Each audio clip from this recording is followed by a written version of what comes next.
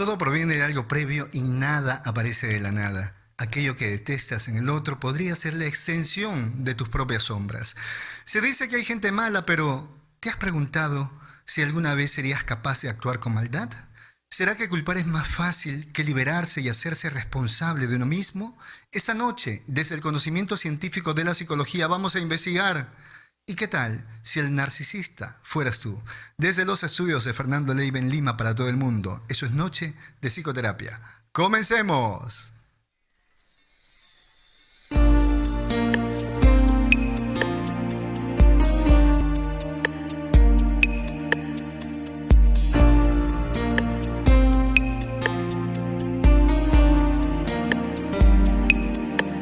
En esa noche estrellada me enamoré de tu mirada y una estrella que viajaba se enamoró de nuestras almas. Muy buenas noches, mis queridos amigos. Gracias por estarme acompañando nuevamente en esta entrega de Noche de Psicoterapia. Como de costumbre, un tema presentado con bastante cariño para todos ustedes en nombre de la cultura psicológica. Y precisamente vamos a desarrollar el tema de esta noche porque estamos acostumbrados siempre a señalar, se busca mucha información con la finalidad de señalar a los demás, pero en pocas ocasiones las personas se detienen a preguntarse ¿qué tal si eso que estoy señalando en el otro fuera yo? Entonces, tal vez es necesario comenzar este programa mencionando sobre el problema de satanizar las patologías. Palabras como narcisistas y psicópatas se utilizan actualmente como términos peyorativos, despectivos, y hay que recordar que las psicopatologías no están para satanizarse, están para abordarse con el conocimiento científico de la psicología y así poder ayudar a aquella persona que atraviesa algún problema en su salud mental. Recordemos, sobre todo en esta época, donde cualquier persona utiliza los términos de psicología para muchas veces beneficiarse, y es ahí donde la psicología aparece como un ente investigador de la conducta humana y se va a encargar de aclarar cuando una conducta es real o es simulada, cuando es un trastorno o es un episodio. Pero sobre todo, la psicología también en estos últimos años se ha dedicado a desmentir a aquellas personas que comienzan a satanizar las patologías para obtener dinero. Personas con un alto grado de egocentrismo, señalando en las redes sociales a los demás como narcisistas, formando grupos, formando ejércitos para no solamente satanizar, sino para atacar a aquellas personas que padecen del trastorno narcisista, psicópatas, ansiosos de dinero, desarrollando temas de psicopatía. Bueno, eso nos recuerda aquella frase que dice que muchas veces el demonio se encuentra en el templo culpando a los demás, culpando de malos y pecadores a los demás, solo para hacerse rico. Algunos en ese mundo y en la actualidad pudieron descubrir que satanizar era una forma de conseguir dinero. Y ocurre que últimamente las historias de demonios y extraterrestres ya no son tan creíbles. Historias como La Llorona, los duendes, ya no generan tantas expectativas. Sin embargo, ahora la satanización de las psicopatologías vende mucho.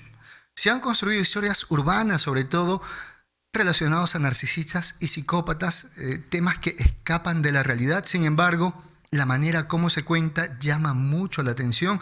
Ya nadie cree en una invasión de seres extraterrestres, pero sí se teme mucho a los narcisistas y a los psicópatas. Si bien es cierto, son patologías que pueden generar una relación tóxica, que pueden maltratar, que pueden generar daño, pero vamos a recordar que hay diferencias, hay escalas, hay grados dentro de las patologías y no se puede señalar a las personas sencillamente porque se aprenden de memoria algunos términos. Ahora, la gente tiene tendencia a buscar en los demás lo malo y le cuesta trabajo y se le hace muy difícil observar lo malo en uno mismo. Siempre en la vida hay alguien a quien culpar. siempre existe un chivo expiatorio. Si no ha sido el demonio, han sido los extraterrestres, han sido los duendes, ha sido el chupacabras. Siempre se inventan leyendas para culpar a alguien. Se inventó también por ahí lo del karma. Mucha gente le echa la culpa al karma de sus desgracias. Siempre va a haber un demonio afuera, siempre va a existir un alienígena, un fantasma, pero pocas personas quieren ver sus propios demonios. Pocas personas quieren darse cuenta de los fantasmas que llevan dentro y de aquellas rarezas que no quieren observar. Tal vez porque en cierta manera ver en el otro lo malo es una manera de destruir lo que a uno mismo le incomoda. Entonces intentamos satanizar a la otra persona porque probablemente esté reflejando aquello que no se quiere ver durante mucho tiempo.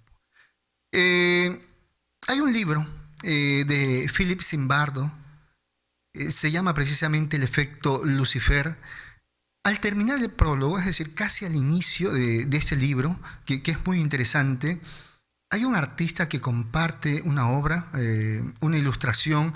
Este artista, Maurice Escher, presenta su obra Ángeles y Demonios, también conocido como El cielo y el infierno. Y miren, les invito a que vean precisamente esa ilustración de ese artista en este libro que se llama así El efecto Lucifer, de Philip Zimbardo. Es una imagen en dos colores. Las personas, la primera impresión que tienen al observar esta imagen es observar murciélagos o demonios. Pero si observan bien, en esos espacios en blanco está bien definido, bien graficado, la imagen de unos ángeles. Entonces, ya por ahí, esta ilustración de ese artista nos enseña lo siguiente, que lo primero que nosotros observamos siempre en el otro es lo malo. Y de esa manera vamos transitando por la vida señalando a los demás y no haciéndonos responsables de lo que a nosotros nos puede suceder. Entonces, este tema del narcisismo, sí, ha sido un tema muy estudiado y muy desarrollado, lamentablemente muy manoseado, donde se ha hecho mucho daño. Al malinformar se ha generado mucha confusión y muchos han sacado provecho, no solamente aquellas personas que por ahí hablan sobre el tema del narcisismo sin tener conocimiento de la salud mental, sino que personas dentro de los hogares, cuando no les han dado gusto en algo, han señalado a su papá, a su mamá, a su esposa o a su esposo como narcisista. Entonces la pregunta de esta noche sería la siguiente: ¿y qué tal si tú fueras el narcisista? ¿Qué tal si tú no tuvieras esa tolerancia a la frustración y no pudieras aceptar la diferencia, la libertad que tiene tu pareja? Y como cual niño has iniciado una rabieta y una guerra psíquica en contra de tu pareja porque tu pareja no te dio gusto. Entonces no es fácil señalar a la otra persona sin antes haberse revisado uno mismo, ¿sí? Hay criterios para diagnóstico, para saber si una persona es narcisista, y aquí nosotros debemos basarnos rigurosamente en los manuales diseñados para saber si una persona es narcisista o no. Sin embargo, por ahí también debemos considerar si se trata de un trastorno, de un episodio o de un estilo, pero también se habla desde hace muchos años de algunos tipos de narcisismo. También hablamos de una comorbilidad y por aquí nos vamos a dar cuenta de algo. Cuando hablamos de comorbilidad, se dice que una de las patologías que va de la mano con el narcisista es la depresión, la distimia y el histrionismo. Ya por ahí vamos a tener una pequeña luz. ¿Qué puede pasar en un narcisista cuando se deprime? ¿Por qué todos estos años de estudio nos llevan a lo siguiente? Que esta psicopatología que llamamos narcisismo también en algunas ocasiones va de la mano con la depresión. ¿Será que el narcisista en algún momento sufre? ¿Será que el narcisista tiene una parte frágil, vulnerable? Bueno, vamos a saberlo en unos momentos y se van a dar cuenta si realmente ustedes son narcisistas o no. A ver, de repente todo ese tiempo han dicho mi pareja es narcisista, ¿ok? Pero de repente te vas a dar cuenta que tú también eres un narcisista, pero tienes una versión, vamos a decir, hay la otra cara de la moneda del narcisismo, pero sigue siendo narcisista. Entonces, vamos con los criterios para el diagnóstico y por ahí voy a tratar ya de despejar esas dudas para ver si tú eres el narcisista. Miren, a ver, este trastorno del narcisismo tiene un patrón de conducta, se manifiesta por una gran expectativa, sensación de grandiosidad, la necesidad de ser adulado, reconocido, pero también la falta de empatía. Es decir, más importa esa persona que tiene esta patología que se llama narcisismo que la otra persona. Ahora, hay unos criterios para diagnóstico y se dice que más de cinco criterios que cumpla la persona puede tratarse de esta psicopatología. Entonces, ese primer criterio para diagnóstico, aquí vamos a hablar de aquel narcisista que todos percibimos, pero voy a también tratar de aclarar poco a poco qué pasa con aquel narcisista que no se percibe. Primero, revísense, a ver, antes de decir si la otra persona es narcisista, traten ustedes de revisarse si es que tienen un sentido exagerado e infundado de su propia importancia y talentos. Es decir, un sentido de grandeza. Y aquí deberías preguntarte, ¿por qué tú siempre quieres el protagonismo en la relación?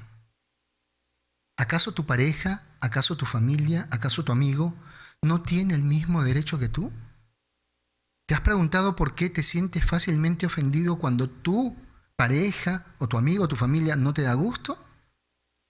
Tal vez porque te sientes demasiado importante y no aceptas que te digan un no. Ahora, el segundo criterio habla de una preocupación por fantasías de logros ilimitadas, fantasías de tener poder, de poseer una gran inteligencia, belleza o amor perfecto. ¿Te has preguntado en algún momento? Ojalá que la otra persona reconozca lo especial, lo inteligente, lo valioso que soy. Porque de repente te dicen, oye, sí, está muy bien lo que has hecho, pero tú te quedas con esa expectativa. ¿Pero solamente eso? Y lo vemos en consulta. Solamente me dijo que estaba bien lo que hice. ¿Y cuál es el problema? Que no me dijo que estaba estupendo, que estaba fantástico. Así que ahí vamos a tener cuidado. Si te preocupan mucho esos logros, si tienes esas fantasías intensas de tener mucho poder, mucha inteligencia, mucha belleza, o de un amor perfecto, de que reconozcan lo especial, lo magnífico que eres, puedes estar cumpliendo con un segundo criterio para diagnosticarlo.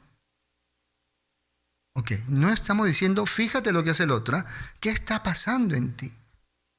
Tercero, creencia de que son especiales y únicos y que solamente deben asociarse con personas del más alto nivel. Ok. ¿Tú crees que tu pareja no te merece? ¿Crees que eres mucho para tu pareja? ¿Que tu pareja debe reconocerte como lo más importante en su vida? ¿Que en casa debe reconocerte como lo más importante? Porque si no te sientes ofendido. A ver, el otro criterio sería la necesidad de ser admirado incondicionalmente. Pase lo que pase, deben admirarte. ¿Alguna vez has dicho, pero es que soy tu pareja y debes admirarme más que a la otra persona? Sí, pero te dicen, sí, pero la otra persona, yo con la respuesta correcta, no, pero yo soy tu pareja, y te ofendes. Cuidado con esa parte. Ahora, un sentido exagerado del derecho. Tengo derecho a todo, derecho por encima de los demás. ¿Sientes eso? Y no solamente que lo manifiestes, ¿ah? Estamos hablando si es que lo sientes, si es que lo puedes recrear dentro de ti. No solamente que lo manifiestes, atención con esto. Esto es importante porque vamos a hablar de un tipo de narcisista. ¿Lo sientes? ¿Lo experimentas dentro de ti? Utilizas la explotación de los demás, de tu familia, de tu pareja, de tus amigos, para lograr tus propios objetivos. De repente te sientes ofendido o te sientes ofendida porque dices que no quiso poner el automóvil a tu nombre, no quiso poner su casa a tu nombre. Que en algún momento te dijo, es mi dinero y cada quien va a producir su dinero, y eso te ofendió. Experimentas una falta de empatía, es decir, puedes culpar a las otras personas sin ponerte en su lugar.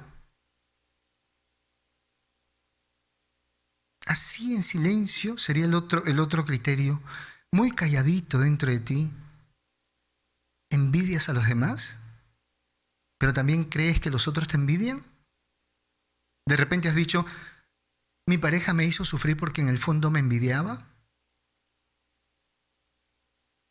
Y actúas, otro criterio más, actúas de manera arrogante y soberbia. Es decir, cuando te enojas, tal vez te pasa por la mente, ahora debe pagar, y sin piedad. Ya, tratemos por ahí de revisar esto, porque esos criterios son necesarios. Y cuando no se cumplen estas exigencias que tiene esa persona, comienza ese resentimiento que va a dar paso a la venganza. Hay un tipo de narcisista que va a buscar sobre todo la venganza. Y para eso debemos entender lo siguiente. Primero, ¿ya tenemos criterios para el diagnóstico? Sí. Hay una patología que se llama narcisismo. Exagera en esas expectativas de ser admirado, adulado por parte de los demás. Se siente por encima de todo el mundo y no respeta. No, primero a él. Pero ahora recordemos esto, que no todo es un trastorno. No, señores, hay reacciones. Es decir, hay episodios y hay estilos. Cualquier manifestación egocéntrica, escúcheme bien, por ejemplo, una persona que en algún momento te rechace, que en algún momento diga, no, esta noche quiero ver una película a solas, cualquier persona que haga uso de su libertad y se haga autorrespetar, no es narcisista. Pero las personas, atención, las personas dicen que alguien que utiliza su libertad, que se autorrespeta, que te pone un límite y que es sincero y te dice hasta aquí nomás, se terminó, es narcisista. Entonces, miren, todos tenemos la libertad de decir hasta aquí nomás. Es más, toda persona tiene una dosis de egocentrismo, pero eso no lo hace narcisista. Ahora, ¿existen episodios narcisistas? Sí. ¿Hay reacciones narcisistas? Sí. Porque ese egocentrismo forma parte de la vida, parte del ser humano. A ver, alguien que en algún momento de repente gane un premio, puede tener un episodio narcisista, en algún momento se siente por encima de los demás. Puede tener un estilo narcisista, una persona que es funcional, tiene rasgos de esa patología, pero es funcional, puede trabajar, puede tener pareja. Entonces, ese tema del narcisismo vamos a manejarlo con mucho cuidado y vamos de repente a irnos a la década de los 80 aproximadamente, cuando por ahí al narcisismo se le empieza a detectar esas dos caras de la misma moneda. Y se menciona, pues, una especie de narcisismo grandioso con un narcisismo vulnerable. Ok, sí, hay un narcisista, el que todo el mundo ataca, que se han tejido leyendas urbanas por ahí, ¿no? El narcisista grandioso, que se siente por encima de los demás, pero investigaciones en la década de los 80 indicaban que existía un narcisista vulnerable. Es decir, un narcisista que estaba calladito, un narcisista que tenía esos deseos se sentía superior a los demás, pero no lo expresaba. Y precisamente ese narcisista en el tiempo iba a enfrentar a la otra persona con la venganza. Más adelante, aproximadamente en el año 87, hablan de un narcisismo de piel fina y de piel gruesa, también para mencionar pues a estos narcisistas con aires arrogantes de prepotencia y estos narcisistas perfil bajo. Pero ya en el año 2008 aproximadamente, los conceptos de narcisistas fueron manipulados muchas veces y por ahí se empiezan a hablar de un narcisismo maligno, de un narcisista un tanto demoníaco, se empiezan a tejer ciertas historias y también había una contraparte que era un narcisista un tanto frágil. Y posterior a eso se habla de un narcisista arrogante versus un narcisista tímido, a quien en algún momento también lo llaman narcisista encubierto, lo cual muchos especialistas no están de acuerdo con este término encubierto porque el narcisista no se esconde todo el tiempo. Puede ser tímido, puede estar pausado cuando se siente herido y ya lo voy a explicar, pero el narcisismo por naturaleza quiere brillar, el narcisista por naturaleza quiere estar por encima de los demás. Entonces, más bien, hablaríamos de un narcisista arrogante, soberbio, con un narcisista herido. Es decir, un narcisista que viene herido desde la infancia, trae heridas que no ha podido sanar, o un narcisista que en el tiempo fue herido y aprendió a ocultar su grandiosidad, pero mantiene aquellos pensamientos de grandiosidad y como consecuencia busca venganza contra aquel que no le ha reconocido como grande.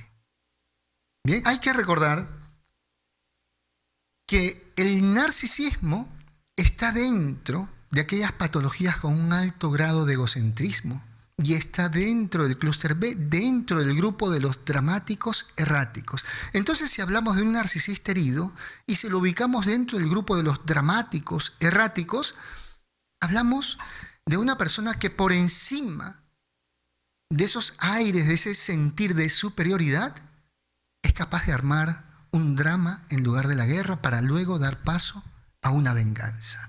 Entonces, qué importante que la psicología aborde el tema del narcisismo mediante los diagnósticos. Y para esto debemos nuevamente mencionar aquel diagnóstico diferencial, la comorbilidad, en lugar de estar inventando nombres absurdos y satanizar la patología.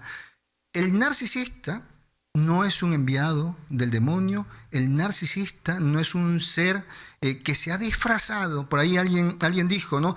Se esconde, se disfraza para hacer daño. Se confunde mucho también al narcisista con el psicópata. Y no es así. ¿Sí? Los psicópatas tienen una alta carga de narcisismo, pero no todos los narcisistas son psicópatas. El narcisista quiere brillar. El narcisista quiere ser reconocido. El narcisista quiere que todos giren a su alrededor. El psicópata quiere llegar a su objetivo, como sea. No importa cuántas personas tenga que pasar por encima, pero él va a llegar a su objetivo. Entonces, quiero que tengan en cuenta todos estos criterios para diagnóstico, porque ahora, ya que sabemos que hay un narcisista arrogante, el típico narcisista que todo el mundo está mencionando en las redes sociales, pero también hay un narcisista herido, un narcisista tímido. Y precisamente este narcisista tímido o herido está vinculado a esta comorbilidad, es decir, a esta depresión y a esta distimia. Hemos hablado de ese narcisista mencionado en muchos ámbitos como un narcisista arrogante, como un narcisista a veces un tanto tirano, despreciativo, pero también existe un narcisista que no pudo brillar, un narcisista herido. Y se habla de las dos caras del narcisismo. Hay un narcisista arrogante y otro herido, un narcisista lleno de soberbia y lleno de impulsividad, y hay un narcisista con baja autoestima. Ahora, todo narcisista es vulnerable a la crítica y al rechazo. Pero cuando es un narcisista de tipo arrogante, reacciona a la crítica y al rechazo con desprecio y enojo. Por ejemplo, un narcisista arrogante cuando es criticado, inmediatamente, ¿no?, ataca al otro y lo desprecia y le dice, pero ¿quién eres tú? ¿Tú te has mirado al espejo como para poder decirme eso? Inmediatamente ataca con infinidad de palabras llenas de desprecio y se le siente el enojo. Pero el narcisista herido, ese narcisista frágil, cuando es criticado, cuando es rechazado, tiene tendencia a aislarse, muchas veces se muestra tímido, aunque en el fondo está latiendo con gran fuerza ese sentimiento de grandiosidad, una grandiosidad que él considera que es incomprendida y está esperando el momento en el cual pueda brillar. Ahora, en el manual, en el DSM-5, se habla de una comorbilidad, es decir, patologías que van de la mano con este trastorno narcisista. Y sí, tenemos al trastorno histriónico, que va de la mano, que busca siempre llamar la atención. Pero se debe tomar en cuenta que también el DSM-5, este manual para diagnósticos, habla de una comorbilidad, es decir, habla de una patología que va de la mano con el narcisismo, que es la depresión y la distimia. Es decir, que los narcisistas pueden deprimirse cuando experimentan la frustración de no haber sido valorados, de no haber recibido ese trato por encima de los demás.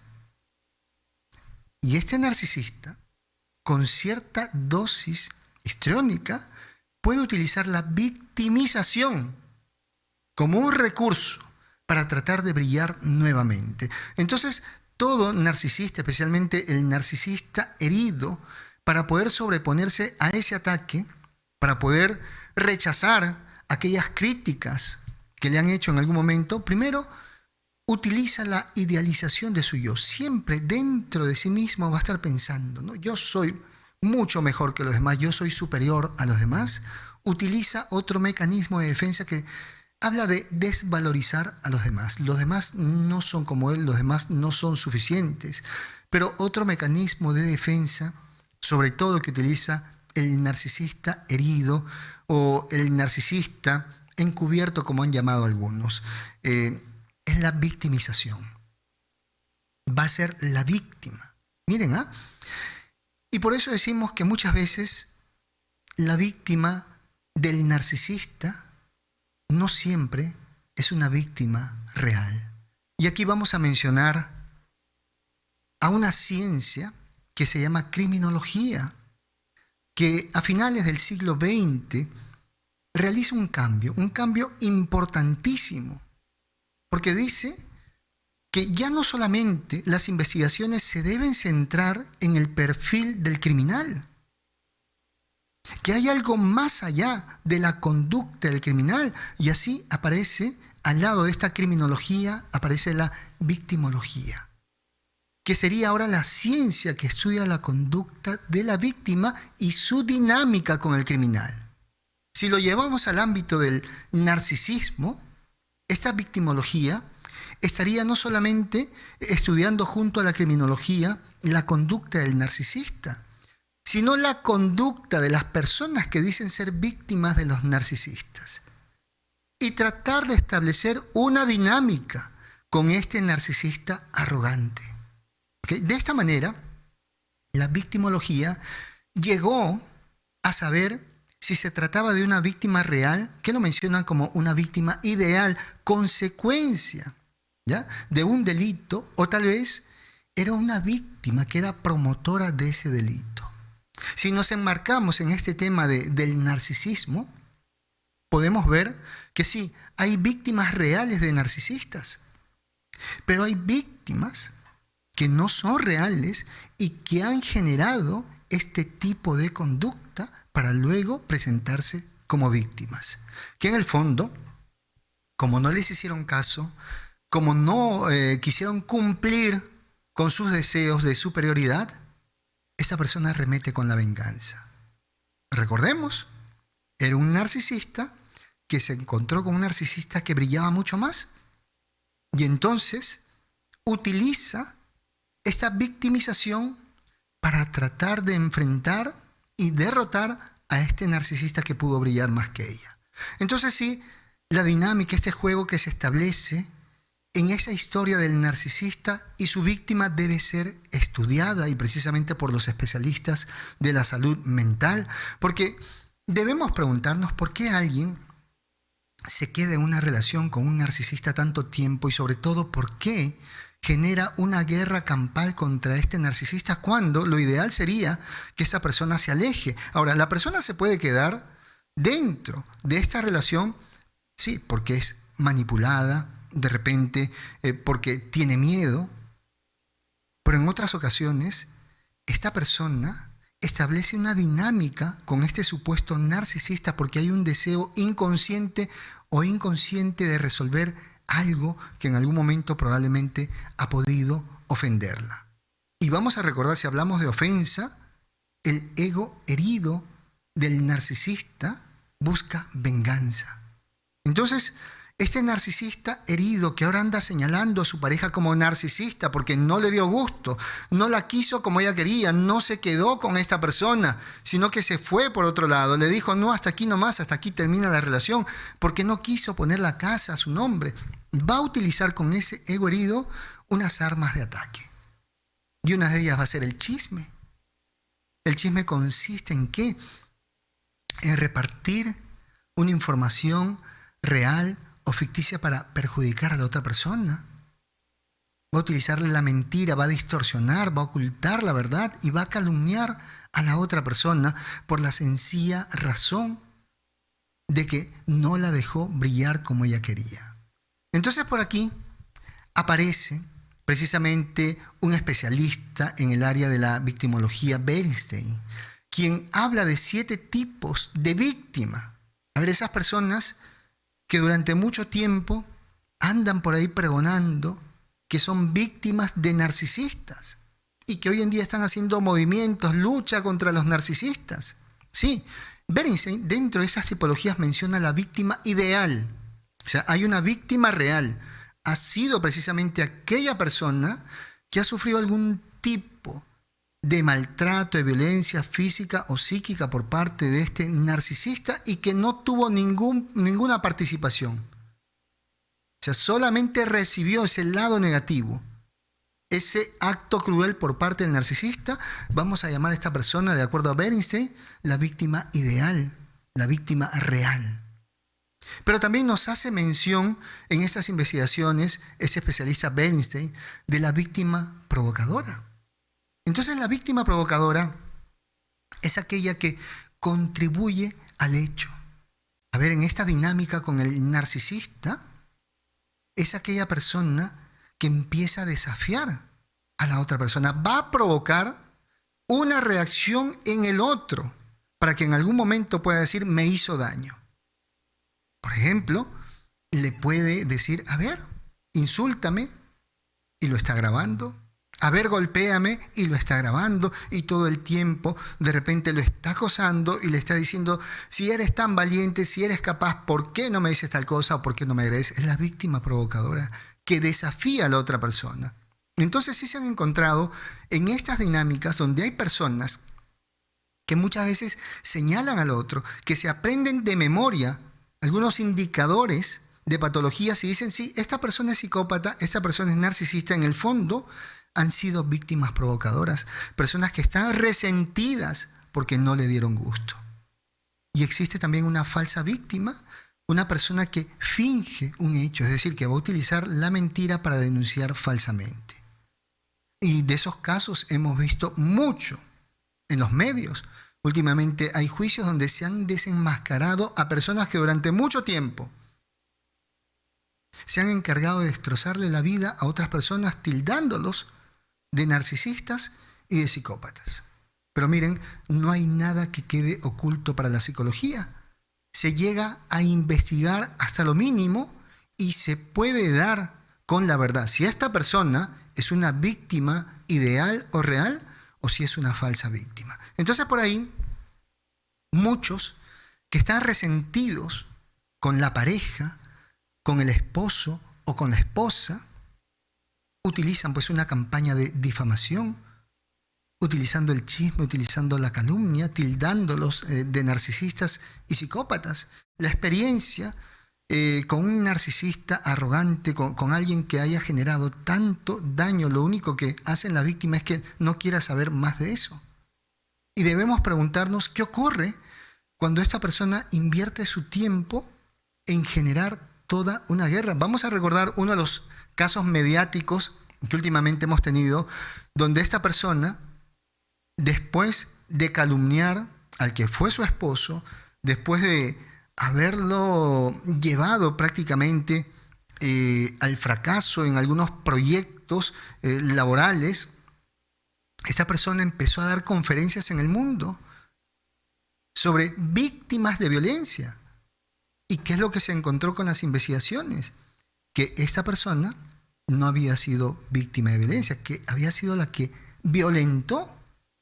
Entonces, afortunadamente, la psicología ha avanzado tanto en estos últimos años que las investigaciones hoy en día son rápidas, vuelan, y aprovechando la tecnología se encuentran muchas pruebas. Ahora, hay una línea de tiempo para la venganza del narcisista herido, para aquella persona que no le dieron gusto y se encarga de difamar, se encarga de calumniar a los demás como si fueran narcisistas y psicópatas. Sí, hay una línea de tiempo. Hay un modus operandi para que esto ocurra. Y todo, precisamente, comienza con ese ego herido. No le hicieron caso. Y por lo tanto, el primer paso es generar una fantasía de venganza. Se obsesiona en silencio con la venganza, con hacerle daño. Para luego, procede con ejecutar la venganza, decide vengarse. Pero cuando toma la decisión de vengarse de esta persona, va a utilizar ciertas partes de la historia en esta dinámica que tuvo con su pareja, por ejemplo, ¿no? Decide elegir partes de la historia de esa relación que puedan justificar su venganza. Es decir, su mente va a seleccionar momentos malos y se va a olvidar de todo lo bueno, y esos momentos malos lo va a magnificar. Ahora, luego de eso, una vez que ya tiene toda la historia armada para aparecer como víctima y sustentarlo en el tiempo y decir, sí, esta persona me hizo esto, me hizo esto, me hizo esto y me hizo esto, procede con provocar las reacciones de la otra persona. Entonces, este narcisista encubierto, este narcisista herido, su ataque es muy sutil. Ya dentro de la casa comienza pues con pequeños desafíos, comienza con cierto aislamiento, gestos y alianzas, sobre todo con personas que no son del agrado de su pareja o del familiar que vive junto a ella. También por ahí comienzan aquellas escenas de dar celos, unos celos muy sutiles, aquellos amigos o amigas que empiezan a aparecer por ahí algunos mensajitos. Y cuando consigue este narcisista herido o narcisista herida, cuando consigue el ataque de la otra persona, cuando la otra persona ya no aguanta más y en algún momento de repente le enfrenta, ¿qué hace? Comienza a denunciar y expone en público a la otra persona y le genera pues una muerte social. Luego de eso, luego de esa muerte social que hace sobre la pareja, este narcisista herido comienza a experimentar placer por lo que hizo, cierta satisfacción por lo que hizo, y comienza así su etapa de glorificación, donde ahora sí puede brillar porque dice, soy sobreviviente de esta persona. Recordemos lo que pasó con este caso mediático, ¿no? De estas estrellas de cine. Soy sobreviviente y ahora sí puedo brillar gracias a lo que esta persona me hizo. Pero lo que sigue a todo esto, hay una etapa que no se toma en cuenta con esta venganza del narcisista herido, y es que puede atravesar un periodo de depresión y sumisión ante una nueva pareja. Entonces, futuras relaciones que tenga son relaciones donde va a tener también un papel sumiso y va a comenzar este ciclo de brillar por un tiempo, estar herido, atacar para más adelante nuevamente tratar de brillar. Así es como ataca, así es como funciona este narcisista herido o este narcisista encubierto. Amigos, ese es mi consultorio, tu consultorio, nuestro consultorio. Un espacio diseñado para que puedas trabajar aquellos problemas que te impiden alcanzar esa estabilidad emocional. Déjate guiar a través del conocimiento científico de la psicología, con quien te habla Fernando Leiva, psicólogo.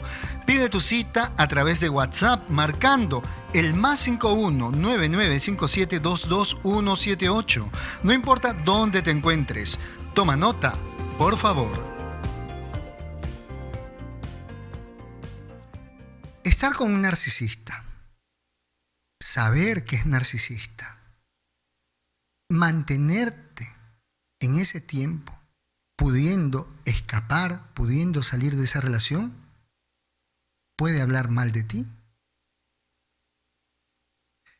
Si tú andas exigiendo que la otra persona cambie, si criticas su manera de ser y te sientes ofendido por cómo es, pero sigues en esa relación, tal vez seas un narcisista herido. Porque sencillamente te sientes gravemente ofendido porque esa persona no es como tú quieres que sea. Te sientes ofendido porque esa persona no quiere reconocer lo que tú consideras tu superioridad sobre el otro. Entonces lo más sano que puede ocurrir cuando tú detectas que una relación no funciona, cuando hay maltrato, cuando hay abuso, es salir de esa relación. Poner un alto a todo, porque lo más importante es tu salud mental. Ahora también me gustaría que consideren lo siguiente, y esto es necesario entenderlo, porque muchas veces el narcisista, cuando es un narcisista herido, la otra cara del narcisismo, muchas veces acude a algún especialista, acude al psicólogo para que acepte el diagnóstico que ha hecho de su pareja. Va a imponerle, va con la intención de imponerle al psicólogo y le dice, ¿no?, al psicólogo: mi pareja es narcisista. Sí, sin duda alguna es narcisista. Entonces va buscando precisamente esto en el psicólogo para más adelante pedir por ahí de repente algún documento con lo cual pueda denunciar a su pareja. Miren, aquí quisiera explicarles algo. No es fácil culpar a una persona, no es fácil calumniar a una persona, menos en presencia de la ciencia. Porque frente a la ciencia todo se debe fundamentar. Y sobre todo la ciencia tiene ética. Entonces no se puede ir a un lugar a pedir una constancia para señalar que la pareja es narcisista o es psicópata. Primero, que no se hacen diagnósticos al ausente. Tú puedes aprenderte de memoria todos los criterios para diagnóstico para decir que una persona es narcisista o psicópata. Pero no importa lo que tú vayas a decir. Importan las pruebas que tú vayas a presentar. Y lo más importante, para saber si tu pareja es psicópata o narcisista, debe pasar por una evaluación. Y si tú acusas a una persona, para la ciencia no es cuánto dices o cuánto lloras, sino cuáles son las pruebas. No existe en la ciencia yo siento, yo creo, yo pensé, yo imaginé. No. Existe la objetividad, existe la lógica. Entonces, esto es una parte que lamentablemente el narcisista herido, en su venganza, porque no lo dejaron brillar, va tratando de buscar alianzas.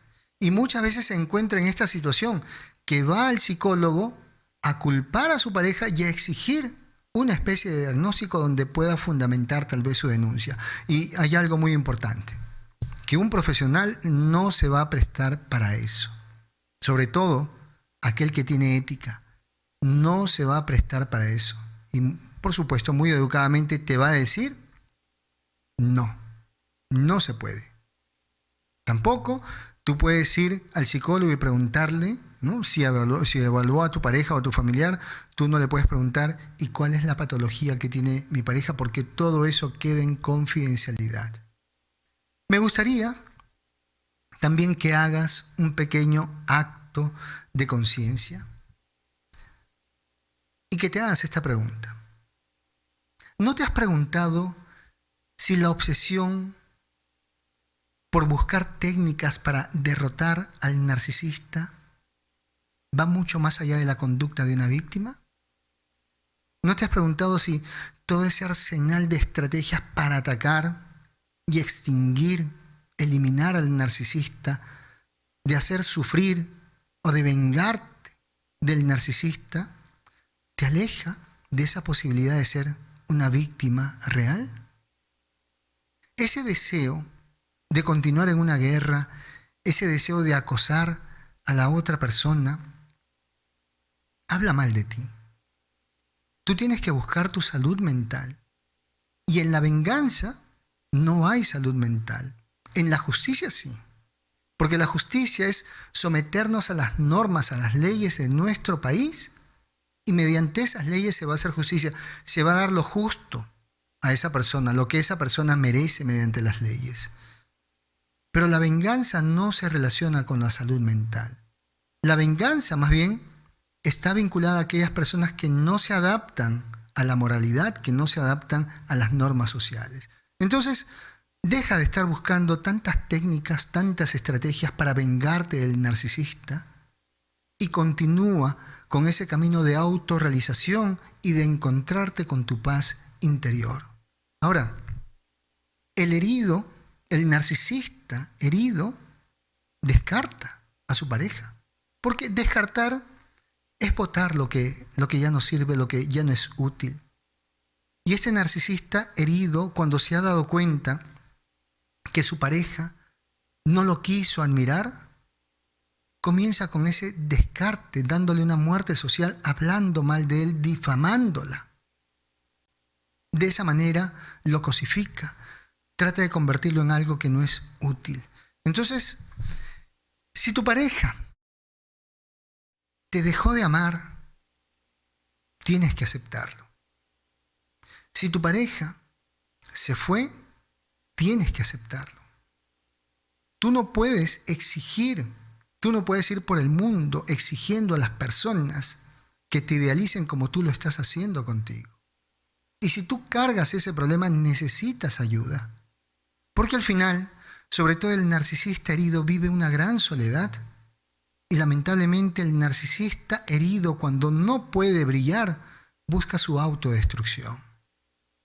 Así que es necesario que pidas ayuda, y ese tratamiento, ese enfoque terapéutico va a estar basado en lo siguiente. Sobre todo en manejar ese tipo de pensamiento, ese tipo de distorsión cognitiva que te dice que tú eres superior a los demás. En terapia vas a trabajar ese pensamiento de ser superior a los demás por algo más realista, como soy bueno en tal cosa, tengo tantas habilidades, pero no ser superior a todos. En la terapia se te va a ayudar a trabajar la empatía, el manejo de la conducta impulsiva, incluso violenta, física y psíquica.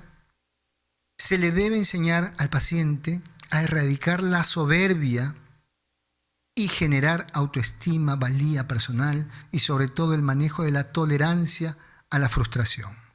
Así que, mis queridos amigos, espero que hagan un acto de conciencia y, más allá de estar señalando a las otras personas, ustedes puedan revisarse y ustedes puedan en algún momento decidir si continuar o no en una relación. Pero si esa relación es mala y tú te mantienes ahí y sobre todo buscas venganza, eso no habla bien de ti.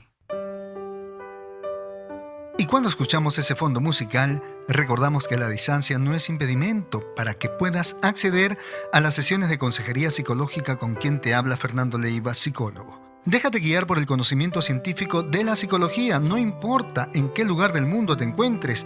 Tu sesión puedes realizarla por cualquier red social que permita hacer llamadas o videollamadas. Puedes hacerla por WhatsApp, por Skype, Zoom, Viber, Imo o por el mismo Messenger. Pide tu cita marcando desde cualquier país el +51 995722 178. Toma nota. por favor. A manera de conclusión, mis queridos amigos, la salud mental debe tomarse en serio. No hay que autodiagnosticarse ni diagnosticar a los demás si no se es un profesional de la salud mental. Es importante hacer un acto de reflexión y dejar de estar satanizando a las personas que padecen de alguna psicopatología. Muy por el contrario, el acto de bondad, aquello que indica que somos personas de bien, tiene que ver con la empatía al prójimo. Ahora, la bondad, la empatía y el amor al prójimo jamás va a justificar los actos de violencia. Todo aquello que sea violencia debe denunciarse. Hay que hacer uso de los derechos, pero lo que no está bien es tomar venganza. Aquella persona que hace uso de la venganza está escapando de las normas morales de su sociedad, de su país. Y eso es un mal indicador. Entonces, sí, sería bueno un acto de conciencia, porque muchas veces señalamos a las demás personas, les decimos que de repente tienen una patología, pero pocas veces nos damos el tiempo de mirar nuestros propios problemas, nuestra propia oscuridad, nuestros propios fantasmas. Entonces, antes de revisar a la otra persona, antes de señalar, sería bueno que cada uno haga un acto de conciencia, porque es indudable que cuando uno cambia, el mundo comienza a cambiar. Cuenta la historia que hubo una persona que quiso cambiar el mundo y viajó por muchos países con sus carteles intentando cambiar, pero nadie le hizo caso. Regresó a su país y desde ahí quiso cambiar su continente, pero tampoco le hicieron caso. Intentó cambiar solamente su país, pero también fracasó en el intento. Esa persona intentó cambiar a su familia, pero ninguno le hizo caso. Ante tal frustración por querer cambiar el mundo, esa persona reflexionó en lo siguiente y dijo: lo único que me falta intentar cambiar es a mí mismo. Y lo intentó. Y cuando esta persona se cambió a sí misma, observó cómo el mundo cambiaba para él. Entonces, muchas veces, más allá de intentar cambiar a los demás, tenemos que superarnos, ir más allá de lo que somos, hacer ese proceso de transformación, y para aquello es necesario renunciar muchas veces a la soberbia propia del narcisista y comenzar a generar autoestima. Mis queridos amigos, muchas gracias por haberme acompañado en este paseo que hemos hecho esa noche acerca de el narcisista herido, el narcisista encubierto. ¿Y qué tal si de repente el narcisista eras tú? Eso solamente tú te lo vas a responder, pero quiero agradecerte por haberme acompañado, por todos los comentarios, y a nombre de mis colegas en el mundo, te agradezco de corazón por ayudarme a seguir compartiendo la cultura psicológica. Muchas gracias por darle valor al trabajo del psicólogo en el mundo, y te recuerdo que todos mis colegas están listos, preparados, todos se han formado durante años para poderte orientar. En tu ciudad hay un psicólogo esperando para poder guiarte con el conocimiento científico de la psicología. Mis queridos amigos, ya saben qué vamos a hacer, ya es momento de despedirnos. Como de costumbre, no se olviden, tenemos ese abrazo grandísimo desde el alma, ese besote también desde el alma para todos ustedes, sin excepción. Y bueno, una oración antes de dormir, por favor, agradecer a ese poder superior. Si creen, de repente, si no creen en Dios, si creen en la vida, agradecerle a la vida. A descansar con la conciencia tranquila, perdonar a todo aquel que necesite ese perdón, pedir perdón mentalmente, perdonarse ustedes mismos y estar dispuestos para el día de mañana, para conquistarlo y sobre todo para ir buscando esa autorrealización. Besos enormes para todos. Hasta la próxima semana. Se les quiere mucho. Chao.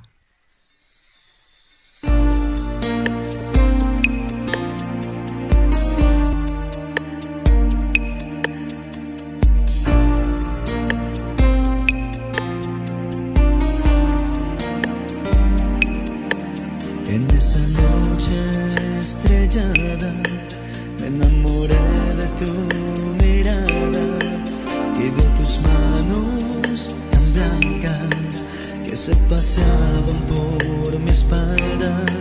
Nunca miré cara tan linda que entre susurros me decía: dame un beso desde el alma que me haga sentir la calma. Y aunque pasen muchos años, mi corazón no se hace